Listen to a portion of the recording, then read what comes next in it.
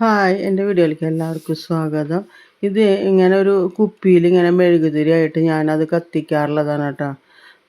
അപ്പോൾ അതിൻ്റെ ഉള്ളിൽ നല്ല മണം ഒക്കെയുള്ള ഒരു മെഴുകുതിരിയാണ്. അപ്പോൾ ഞാനത് കത്തിച്ച് അതിൽ തന്നെ ഉരുകി വരുമ്പോൾ ഞാനതൊക്കെ ഡവറയിലേക്ക്, ഈ കുഞ്ഞു ഡവറയിലേക്ക് ഞാനൊക്കെ എടുത്ത് വെച്ച് അതിനെ ഉരുക്കിയിട്ട് ഞാൻ ഒരു ചെറിയ ചെറിയ മെഴുകുതിരിയുടെ ഉണ്ടാക്കിയിട്ടാണ് മിഠായിയുടെ ഒരു പാത്രത്തിൽ ഒഴിച്ചിട്ട് അത് ഉണ്ടാക്കിയിട്ടാണ്. അതിന് ശേഷം പിന്നെ ഞാൻ അതിൽ നിന്നെല്ലാം കുത്തി ഇളക്കിയെടുത്ത് അതിൽ ഡവറയിൽ തന്നെ ഇട്ടിട്ട് അതൊന്ന് ഉരുക്കിയതിന് ശേഷം അതിൽ എല്ലാം ഉരുക്കി കഴിഞ്ഞപ്പോൾ ഞാൻ കുറച്ച് മഞ്ഞൾപ്പൊടി ഇട്ടു കേട്ടോ, ഒരു കളർ കിട്ടാനായിട്ട്. ആ മഞ്ഞൾപ്പൊടി ഇട്ടിട്ട് ഒന്നിങ്ങനെ എല്ലാം കൂടി ഒന്ന് ഇളക്കിയതിന് ശേഷം ഞാനത് ഒരു ഒന്ന് ചൂടാറിയതിന് ശേഷം, അധികം ചൂടാറാൻ പറ്റില്ലല്ലോ, കട്ടയാവുമ്പോൾ പിന്നെ അത് ഉറക്കില്ലേ. അപ്പോൾ അത് അധികം ചൂടാറാനായിട്ട് മുന്നേ ഞാൻ ആ മെഴുകുതിരി ഉണ്ടാക്കാൻ വെച്ചിട്ടുണ്ടായിരുന്ന ആ പാത്രത്തിലേക്ക് ഒഴിച്ചു കേട്ടോ.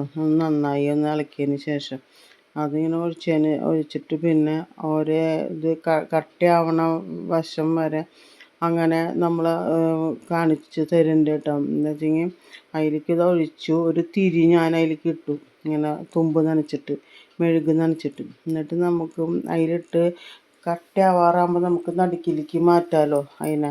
അപ്പോൾ ഞാൻ അതിൻ്റെ പക്കത്ത് ഞാനൊരു മെഴുകുതിരി വെച്ച് ഞാൻ അതിൻ്റെ ഉരുകിയ വെള്ളം ഞാൻ അതിലേക്ക് ഒഴിച്ചു. പക്ഷേ ഇപ്പം അങ്ങനെ ഇരിക്കില്ലല്ലോ, എന്താ വെച്ചെങ്കിൽ കട്ടയാവാത്ത കാരണം നടുക്കിലിരിക്കില്ല. അപ്പോൾ ഞാൻ എന്താ വെച്ചാൽ നമുക്ക് അതുവരെ നിൽക്കാനുള്ള സമയമില്ലേ. അപ്പോൾ ഞാൻ എന്താ ചെയ്തത് വെച്ചെങ്കിൽ ആ മെഴുകുതിരിനെ ഒരു അരിക്കിൽ വെച്ചിട്ട് ഞാൻ അങ്ങനെ ഓരോ പണികളെടുക്കാൻ പോയി. അപ്പോൾ ഓരോ സ്റ്റെപ്പും ഞാൻ അത് നോക്കേണ്ടി വന്നിട്ട്, എന്താ വെച്ചാൽ അതിൻ്റെ കട്ടയാവുണ്ടോ എന്ന് അറിയാൻ വേണ്ടിയിട്ട്. ഇങ്ങനത്തെ ഒരു മിഠായിയുടെ പാത്രത്തിലാണ് ഞാൻ ആദ്യം ഉണ്ടാക്കിയ മെഴുകുതിരി കേട്ടോ. അത് നിങ്ങൾക്ക് ഇഷ്ടപ്പെടാണ്ടിരിക്കില്ല. ചെറിയ ചെറിയ മെഴുകുതിരികളാണ്, ഞാൻ അതിനെടുത്ത് മാറ്റിയതാണ്. അപ്പോൾ ഇതിൻ്റെ ഉരുകാൻ അടിയിൽ ഉറയ്ക്കാനായിട്ട് നിൽക്കുന്നുണ്ട്, മുകളിലും അത് അടിയിലും അത് അങ്ങനെ അങ്ങനെ ഉറച്ച് കൂടി കൂടി കട്ടയായിട്ട് വരുന്നുണ്ട് കേട്ടോ. അതിൽ അങ്ങനെ നമുക്ക് ഏത് മെഴുകുതിരി മേടിച്ചാലും നമ്മളത് വേറൊരു പാത്രത്തിലേക്ക് വെച്ചിട്ട് ഇങ്ങനെ ഇതാക്കിയിട്ടുണ്ടെങ്കിൽ നമുക്ക് പിന്നെയും ആ മെഴുകുതിരി കൊണ്ട് തന്നെ നമുക്ക് ഉണ്ടാക്കാൻ പറ്റും കേട്ടോ. നമുക്ക് ഈ അടർത്തി കളഞ്ഞിട്ട് കാര്യമില്ലല്ലോ, നമുക്കത് ഉരുക്കിയാൽ പിന്നെയും നമുക്ക് ഉണ്ടാക്കാൻ പറ്റും മെഴുകുതിരി. അപ്പോൾ ഞാൻ അങ്ങനെയൊക്കെ ഉണ്ടാക്കിയതാണ് ഇത് കേട്ടോ. അപ്പോൾ അതിങ്ങനെ കട്ടയാവാറായിട്ടുണ്ട് കേട്ടോ. കട്ടയാവാറായപ്പോൾ ഞാൻ നടുക്കിലേക്ക് നീക്കി വെച്ചു. അപ്പോൾ അവിടെ ഒരു പാട് വന്നു. അപ്പോൾ ഞാൻ എന്താ ചെയ്തത് വെച്ചെങ്കിൽ ആ ഡവറയിലത്തെ തന്നെ ഒന്നും കൂടി ഉരുക്കിയിട്ട് അതിലേക്ക് ഒഴിച്ചു കൊടുത്തു.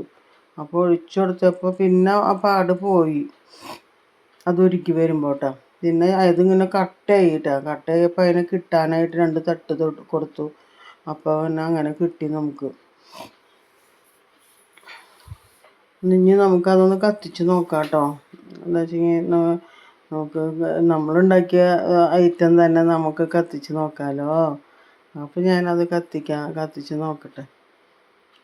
അപ്പോൾ ഒന്ന് കത്തിച്ച് നമുക്ക് അതിനെ. അപ്പോൾ ആളോട് പറഞ്ഞപ്പോൾ ആൾ കത്തിച്ചതാണ് കേട്ടോ. അപ്പോൾ അത് കത്തിച്ചു, നല്ല പ്രകാശം ഉണ്ടാക്കിയിട്ടുണ്ട്. ഞാൻ പിന്നെ ഇത്തിരി കനത്തിലിട്ടു, അതുണ്ടായി.